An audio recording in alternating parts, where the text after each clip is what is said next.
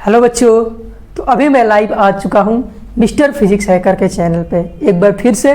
तो आज का हमारा लेक्चर नंबर 4 होगा और मैकेनिकल प्रॉपर्टीज ऑफ सॉलिड में क्लास 11th का जो हमारा आज का टॉपिक स्टार्ट करेंगे वो है बल्क मॉडुलस ऑफ इलास्टिसिटी। ठीक है बाबू। पिछले लेक्चर में हमने पढ़ा था स्ट्रेस और स्ट्रेन के बारे में, उसके बाद हमने पढ़ा यंग्स मॉडुलस इलास्टिसिटी और कैसे टेम्परेचर पे इफेक्ट पे इलास्टिसिटी प्रॉपर्टी बिहेव करता है और प्लास्टिसिटी बिहेवियर बिहेव करता है। ये हमने पिछले यानी कि जो हमारा इससे पिछला लेक्चर था उसमें पढ़े थे। आज जो हम स्टार्ट करेंगे वो है बल्क मॉडुलस ऑफ इलास्टिसिटी। ये बल्क मॉडुलस ऑफ इलास्टिसिटी क्या हमें बताता है, तो जरा ध्यान से समझिए क्या कहता है। ये हमारा इलास्टिसिटी है। पहला कंसेप्ट क्या है कि जो भी हम इलास्टिसिटी पढ़ेंगे वो with in the elastic limit होना चाहिए। अगर इलास्टिक लिमिट से ज़्यादा हम लोग गए तो हमारा जो ब्रेकिंग पॉइंट आ जाएगा और ब्रेकिंग पॉइंट पे हम ना तो स्ट्रेस डिफाइन कर पाएंगे और ना ही स्ट्रेन डिफाइन कर पाएंगे और ना ही यंग मॉडुलस, यानी इसमें जितने भी फिनोमेना है वो सारे के सारे with in the elastic limit होना चाहिए, यानी कि इलास्टिक लिमिट के अंतर्गत होना चाहिए। तो ये हमारा क्या कहता है बल्क मॉडुलस ऑफ इलास्टिसिटी। जरा इसका डिफिनीशन लिख के आपको समझाने का प्रयास करते हैं। With in the elastic limit, with in the elastic limit,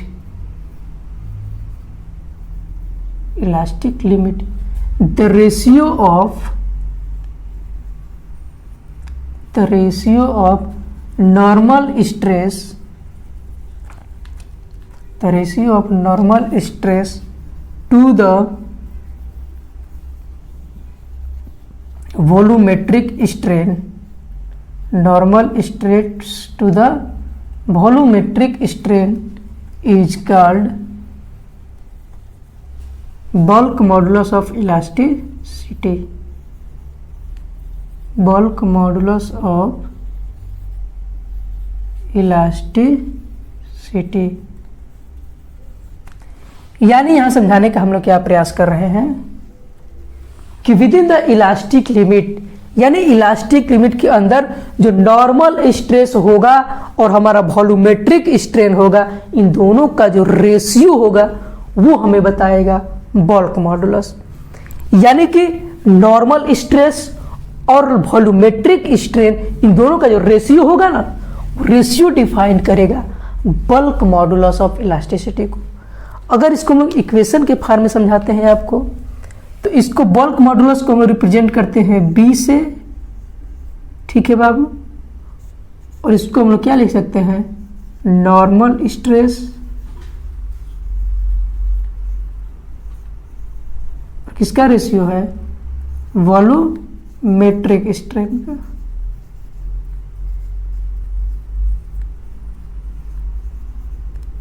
जरा ध्यान से समझिए हम क्या समझाने का प्रयास कर रहे हैं कि ये जो हमारा बी है यानी कि बल्क मॉडुलस ऑफ इलास्टिसिटी है, वो दो चीजों का रेशियो है। पहला नॉर्मल स्ट्रेस और दूसरा वॉल्यूमेट्रिक स्ट्रेन। तो इसको और क्या ले सकते हैं, इसकी जो बल्क मॉडुलस है इसको हम रिप्रेजेंट करते हैं के से भी। किससे बाबू, के से। तो नॉर्मल स्ट्रेस को हम लोग क्या ले सकते हैं, stress is equal to force upon में एरिया, और वॉल्यूमेट्रिक स्ट्रेन को क्या ले सकते हैं, डेल्टा भी अपॉन में भी। इक्वेशन हमें क्या बता रहा है, यानी स्ट्रेस क्या होता है कि किसी एरिया पे हम लोग कितना फोर्स अप्लाइड कर रहे हैं वे हमें बताता है स्ट्रेस, और स्ट्रेन बताता है कि चेंज इन डायमेंशन अपॉन में ओरिजिनल डायमेंशन। यहाँ बात हो रही वॉल्यूम की, तो वॉल्यूम में चेंज और जो ओरिजिनल वॉल्यूम है दोनों का रेशियो क्या बताएगा, स्ट्रेन। यानी कि नॉर्मल स्ट्रेस और वॉल्यूमेट्रिक स्ट्रेन, इन दोनों का रेशियो बताता है हमें क्या, बल्क मॉडुलस। इसको और क्या ले सकते हैं बाबू, एफ अपॉन में ए डॉट भी अपॉन में डेल्टा भी। ये भी हमारा ऊपर चल जाएगा और डेल्टा भी नीचे आ जाएगी। जरा और इसको समझते हैं, के को और क्या ले सकते हैं बाबू, एफ अपॉन ए को क्या ले सकते हैं, प्रेशर, और भी अपॉन में डेल्टा भी। ये हमारा है बल्क मॉडुलस का इक्वेशन। पी भी अपान में डेल्टा भी, जहाँ पे पी हमारा प्रेशर है और भी जो है ओरिजिनल वॉल्यूम है और डेल्टा भी जो है वो है चेंज इन वॉल्यूम। और यहाँ हमारा लग जाता है निगेटिव साइन।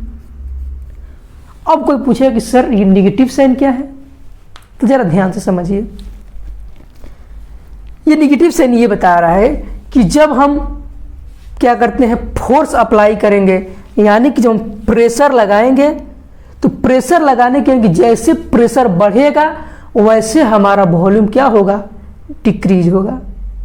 जैसे हमारे पास कोई बॉडी है तो उस पर जब फोर्स लगाएंगे, यानी कि जब प्रेशर लगाएंगे, तो प्रेशर लगाने की वजह से उसमें उसका जो वॉल्यूम है वो क्या हो जाएगा बाबू, डिक्रीज कर जाएगा।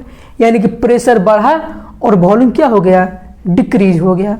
इसलिए यहाँ पे नेगेटिव साइन लगाते हैं। तो यहाँ पे नोट करके क्या लिखेंगे बाबू, negative sign shows that negative sign shows that as the volume decreases, as the volume decrease with increase in pressure, with increase in pressure। यानी नेगेटिव साइन हमें ये बता रहा है कि जैसे ही हम लोग प्रेशर को बढ़ाएंगे, प्रेशर की बढ़ाने की वजह से बॉडी का वॉल्यूम घट जाएगा और जब वॉल्यूम घट जाएगा तो दोनों एक दूसरे के क्या हो जाएंगे, निगेटिव साइन कर बता रहा है। नेगेटिव साइन ये बता रहा है। तो ये हमारा था बल्क मॉडुलस का कंसेप्ट। तो इसको जरा आप लोग नोट करिए, इसके बाद हम आगे बताते हैं। ठीक है बाबू, तो जरा इसको आप लोग नोट करिए, एक बार नोट करिए जल्दी से। ठीक है बाबू, अब हम इसको इरेज करते हैं ऊपर से। ठीक है, आप लोग इसका स्क्रीनशॉट ले लिया करिए। अब हमारे पास कुछ और कंसेप्ट इसी में देखते हैं, और वो कंसेप्ट क्या है। ये सारे हम लोग इलास्टिक लिमिट के अंतर्गत बात करेंगे।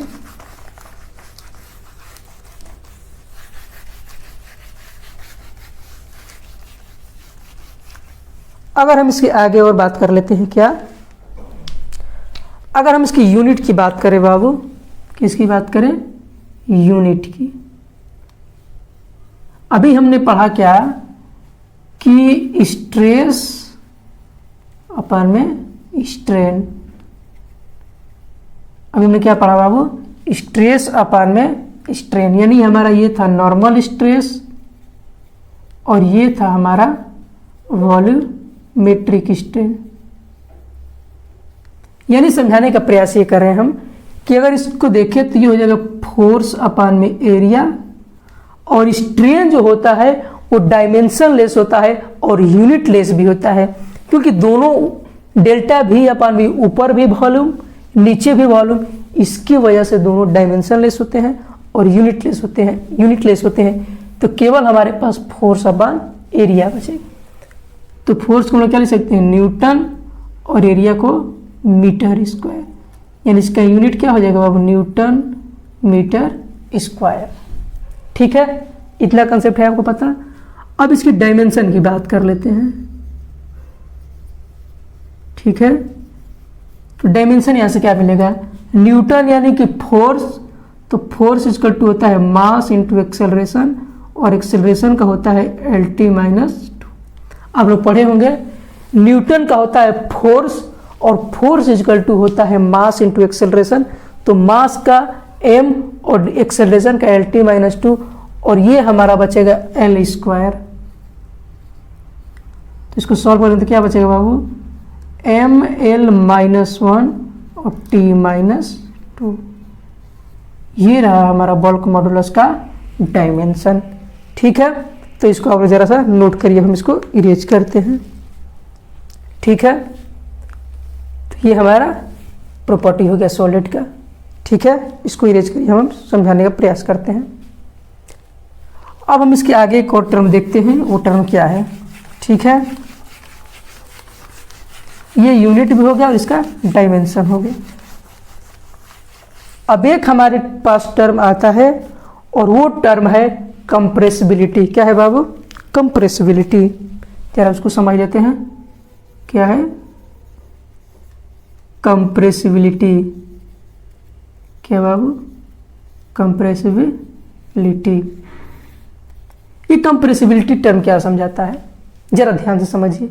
कंप्रेसिबिलिटी टर्म कहता है कि the reciprocal of bulk modulus of elasticity, यानी जो बल्क मॉडुलस का रेसिप्रोकल होता है, यानी कि जो बल्क मॉडुलस का उल्टा कर देते हैं, वो हमारा होता है कंप्रेसिबिलिटी। ठीक है बाबू, तो इसको क्या लिख सकते हैं हम लोग, अगर इसका डिफिनीशन लिखना चाहें तो क्या लिख सकते हैं, the reciprocal of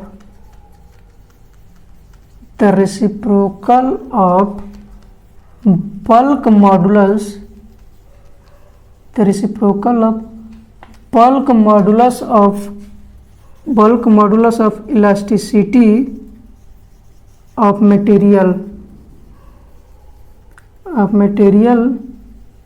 is defined compressibility,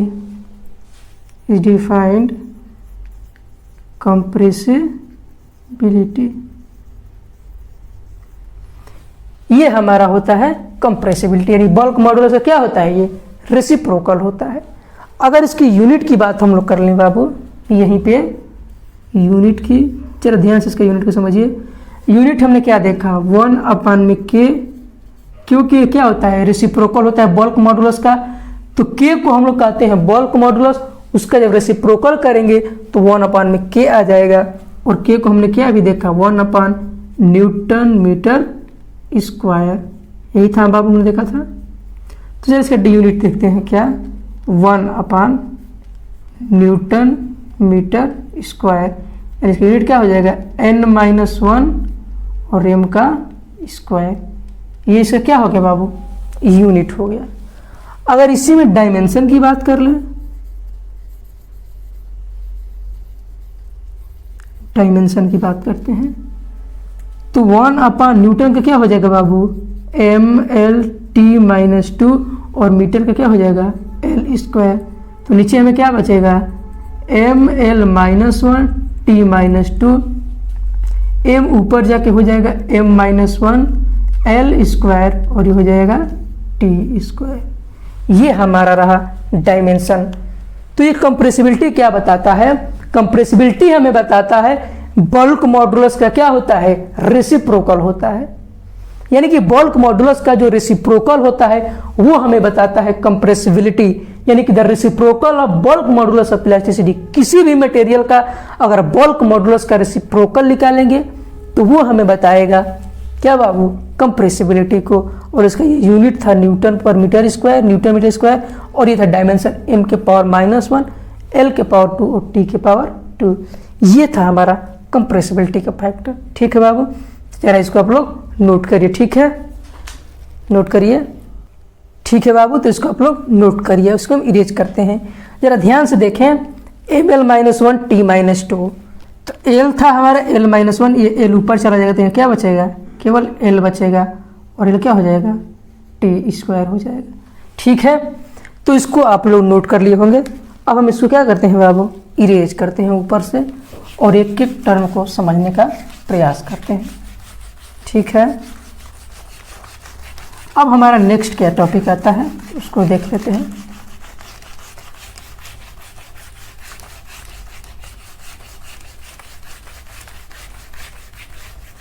अब हम देखेंगे नेक्स्ट टॉपिक हमारा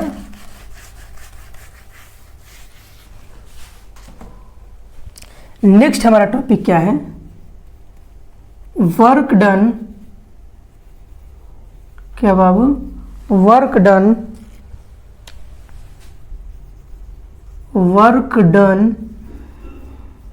इन stretching a wire, work done in stretching a wire, कि जब हम वायर को स्ट्रेच करते हैं तो उसमें क्या वर्क डन होता है उसको हम लोग देखते हैं। ठीक है बाबू, तो जरा देखने का प्रयास करते हैं। Work done in stretching a wire, जब किसी वायर को हम लोग स्ट्रेच करते हैं तो उस वायर को स्ट्रेच करने के दौरान हमने कितना वर्क डन किया उसको हम लोग समझते हैं कि एक वायर को जब हम लोग स्ट्रेच करते हैं तो उसमें कितना वर्क डन होता है।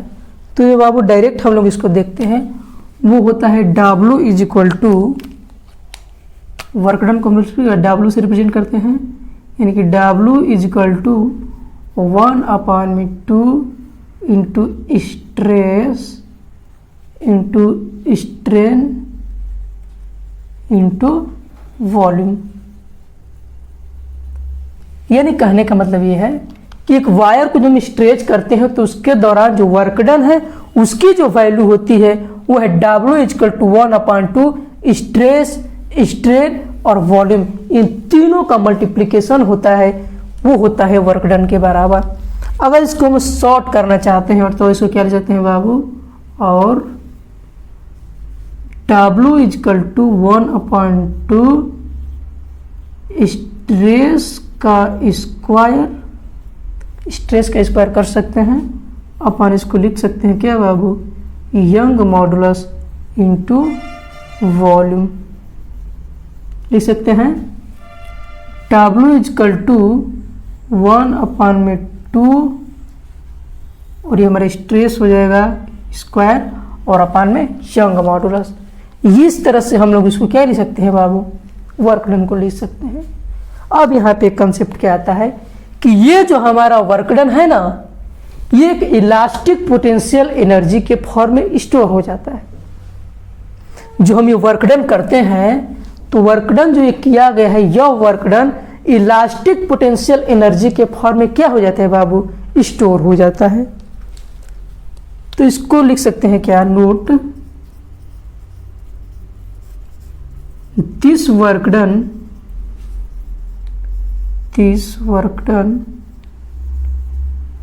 stored in the form of elastic potential energy,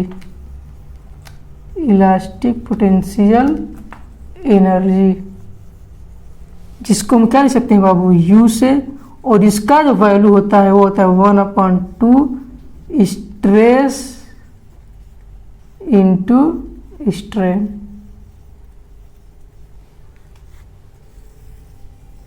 हम लोग यहाँ बाबू कंसेप्ट को रीड कर रहे हैं। कहने का मतलब क्या है जरा ध्यान से समझिए। हमने क्या देखा पहले कि किसी वायर को जब हम लोग स्ट्रेच करेंगे तो स्ट्रेच करने के दौरान जो वर्क डन होगा वो होगा W equal to half stress का square upon Young modulus into volume. ये था हमारा वर्क डन। लेकिन ये वर्क डन जो होता है वो बॉडी में वर्क डन जो है ये इलास्टिक पोटेंशियल एनर्जी के फॉर्म में स्टोर हो जाता है, और वो जो इलास्टिक पोटेंशियल एनर्जी के फॉर्म में स्टोर होता है उसका जो वैल्यू होता है वो होता है 1/2 स्ट्रेस इंटू स्ट्रेन। ठीक है, तो इसको आप लोग नोट करिए। अब हम इसको इरेज करते हैं। ठीक है बाबू, अब हम इसको इरेज करते हैं। ठीक है, तो इस तरह से हमारा वर्क डन होता है ये किसी स्ट्रेस वायर में। फटाफट से हम इसको इरेज करते हैं।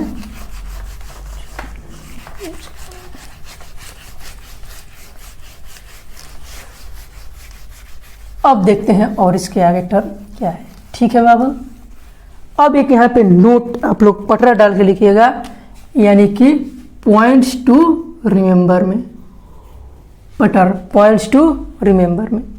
ये क्या टर्म कहता है जरा ध्यान से समझिए। एक हम कर्व बनाते हैं, यहाँ पे क्या बनाते हैं बाबू, कर्व बनाते हैं। किसका, स्ट्रेस और स्ट्रेन का। ये हमारा स्ट्रेस है और ये क्या है बाबू, स्ट्रेन है। ये हमारा स्ट्रेस वर्सेस स्ट्रेन ग्राफ है। इसके हम लोग ओरिजिन पॉइंट से एक लाइन ड्रा करते हैं इस तरह से। ठीक है बाबू, तो नोट करने वाली पॉइंट क्या है कि ये जो लाइन है, यानी जो स्लोप है, स्ट्रेस वर्सेस स्ट्रेन का जो स्लोप होता है ना, स्लोप, यानी जरा यहां से देखिए, हमने क्या बताया था, Young modulus Young modulus is equal to क्या होता है बाबू, स्ट्रेस अपॉन में स्ट्रेन, यानी लॉन्गिट्यूडनल स्ट्रेस और लॉन्गिट्यूडनल स्ट्रेन होता है, उसको हम लोग कहते थे यंग मॉडुलस। तो यानी कि यह स्ट्रेस और स्ट्रेन का जो स्लोप होगा, यानी जो ढलाव होगा, स्लोप होगा, उसको हम लोग क्या कहेंगे बाबू, यंग मॉडुलस। यानी नोट करने वाली पॉइंट क्या है, और एग्जाम में आपसे पूछे क्या कि स्ट्रेस और स्ट्रेन के बीच का जो स्लोप होता है ना, वो हमें क्या बताता है। तो जो स्ट्रेस वर्सेस स्ट्रेन का जो स्लोप होता है वो हमें बताता है किसको बाबू, यंग मॉडुलस को। तो यहाँ पे नोट करने वाली पॉइंट क्या है, जरा ध्यान से समझिए। नोट में क्या लिखेंगे कि द स्लोप ऑफ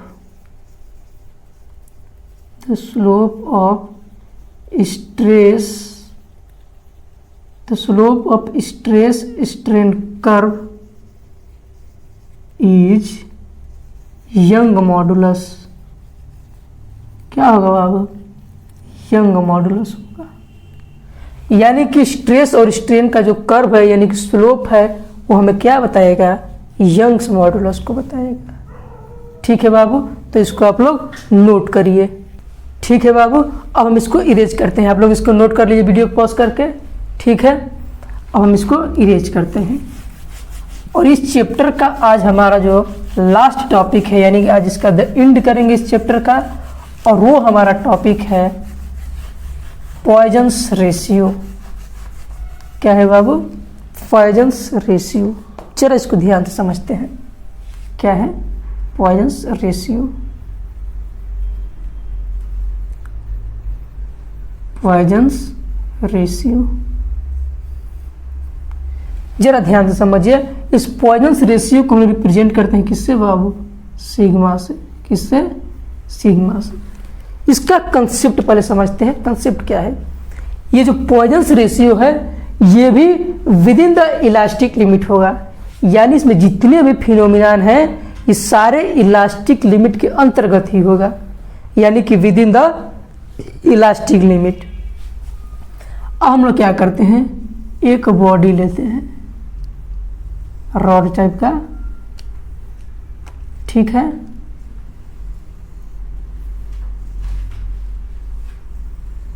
ये हमने एक बॉडी लिया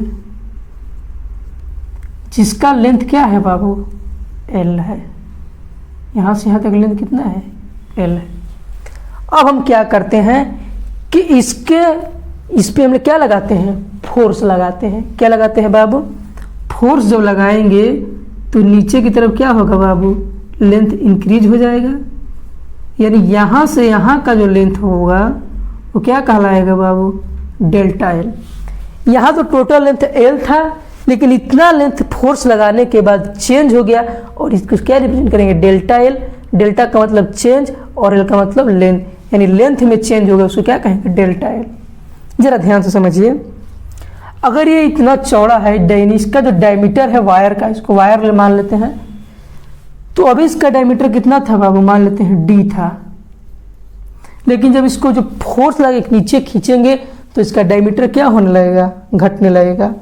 यानी वैसे था, जब इसको नीचे खींचेंगे तो ये वाला तो इंक्रीज होगा, लेकिन डायमीटर से क्या होने लगेगा, घटने लगेगा। तो इसको हम लोग क्या लिख सकते हैं, पहले कितना था डी, और कितना चेंज हो जाएगा, डेल्टा डी। ये था हमारा कंसेप्ट कि वायर पे जब हमने फोर्स लगाया तो उसका लेंथ जो क्या हो गया बाबू, इंक्रीज हो गया, और लेंथ बढ़ने की वजह से इसके डायमीटर क्या होने लगे, आपस में घटने लगे। तो ये क्या कहता है पॉइजन्स रेशियो। पॉइजन्स रेशियो क्या कहता है कि the ratio of lateral strain to the longitudinal strain. Lateral strain क्या कहता है बाबू, कि जो लेंथ में चेंज होता है, जो लेंथ में चेंज होगा और जो ओरिजिनल लेंथ होगा, उन दोनों का रेशियो क्या बताएगा, लैटरल स्ट्रेन। लॉन्गिट्यूडनल क्या कहता है कि जो डायमीटर में चेंज हुआ हो उसका रेशियो, और जो ओरिजिनल रेशियो है, जो ओरिजिनल लेंथ है, सॉरी क्या है, ओरिजिनल डायमीटर है, उन दोनों का रेशियो क्या कहलाएगा, लॉन्गिट्यूडनल स्ट्रेन। यानी डिफिनेशन समझने का प्रयास करते हैं। क्या है, Poisson's ratio within the elastic limit, within the elastic limit the ratio of lateral strain, the ratio of lateral strain to the longitudinal strain, lateral strain to the longitudinal strain is called Poisson's ratio. क्या कहलाएगा बाबू, Poisson's ratio. यानी कि lateral strain और longitudinal strain का जो ratio होगा वो हमें क्या बताएगा, पॉइजंस रेशियो बताएगा। ठीक है, तो यहां से हम लोग क्या लिख सकते हैं, सिग्मा को क्या लिखना चाहे तो लेटरल स्ट्रेन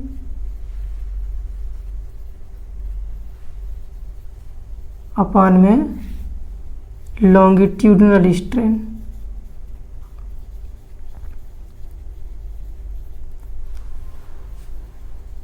अब हम देखते हैं कि लेटरल स्ट्रेन क्या होता है। ठीक है बाबू, और उसके बाद लॉन्गिट्यूडनल स्ट्रेन देखेंगे। लेटरल और लॉन्गिट्यूडनल दोनों के रेशियो क्या बताता है, पॉइजंस रेशियो। अगर यहां से लेटरल स्ट्रेन को देखें तो लेटरल स्ट्रेन हमें क्या बताएगा कि डेल्टा डी अपान में डी, और लॉन्गिट्यूडनल क्या बताएगा बाबू, डेल्टा एल अपान में एल। ठीक है, ये था हमारा कंसेप्ट कि लेटरल स्ट्रेन की जो डायमीटर के लेंथ में चेंज हुआ वो और जो ओरिजिनल डायमीटर था इन दोनों का रेशियो क्या बताएगा, लेटरल स्ट्रेन, और लॉन्गिट्यूडनल बताएगा डेल एल अपान में एल। इसको और क्या लिख सकते हैं बाबू, डेल्टा डी अपान में डी और एल अपान में डेल्टा एल, यानी कि सिग्मा इजकल टू क्या लिख सकते हैं, एल अपान में डेल्टा एल और डेल्टा डी अपान में डी, वेयर जहां पे डी क्या है, डायमीटर है। डी क्या है बाबू, डायमीटर है, और एल क्या है, लेंथ ऑफ वायर है। डी हमारा डायमीटर वायर का है और ये हमारा लेंथ एल जो क्या है, एल क्या है, लेंथ ऑफ वायर है। तो इस तरह से हमारा क्या है बाबू, पॉइजंस रेशियो है। और यहां पे साइन किसका लग जाता है, निगेटिव साइन का। अब ये निगेटिव साइन क्या बता रहा है, निगेटिव साइन ये बता रहा है कि जो लेटरल स्ट्रेन है उसको लेंथ में चेंज हो रहा है, अरे सॉरी डायमीटर में चेंज हो रहा है, और जो लॉन्गिट्यूडनल है वो लेंथ में चेंज हो रहा है। यानी कि डायमीटर में चेंज और लेंथ में चेंज, लेंथ नीचे की तरफ हो रहा है और डायमीटर क्या हो रहा है बाबू, डिक्रीज कर रहा है। तो ये दोनों एक दूसरे के क्या है, निगेटिव है। तो यहाँ पे नोट में क्या लिख सकते हैं, note the lateral strain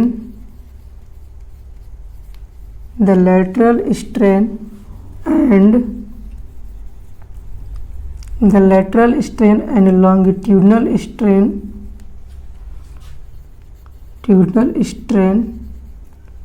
opposite to each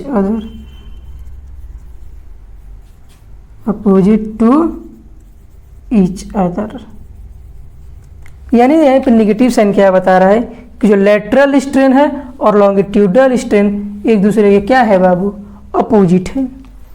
अगर दूसरे नोट की बात करें, यहाँ पे हमारा पहला है और यहाँ दूसरे नोट की बात कर लेते हैं।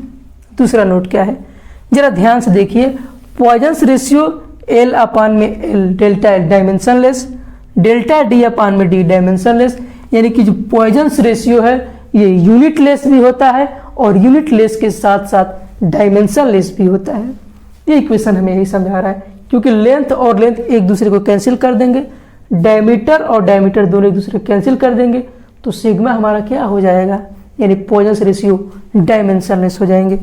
यानी कि इट हैज नो यूनिट, इसके पास कोई यूनिट नहीं होता है, एंड डायमेंशन, यानी कि पॉइजन रेशियो के पास ना तो यूनिट होता है और ना ही डायमेंशन होता है। ठीक है बाबू, तो ये था हमारा कंसेप्ट पॉइजन रेशियो का।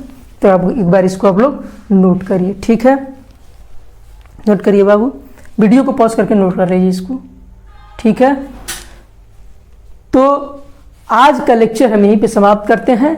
मिलते हैं कल के लेक्चर में एक नए चैप्टर के साथ, और वो चैप्टर होगा हमारा फ्लूइड मैकेनिक्स। ठीक है, तो आज का लेक्चर यहीं पे समाप्त करते हैं। तब तक के लिए बेस्ट ऑफ लक।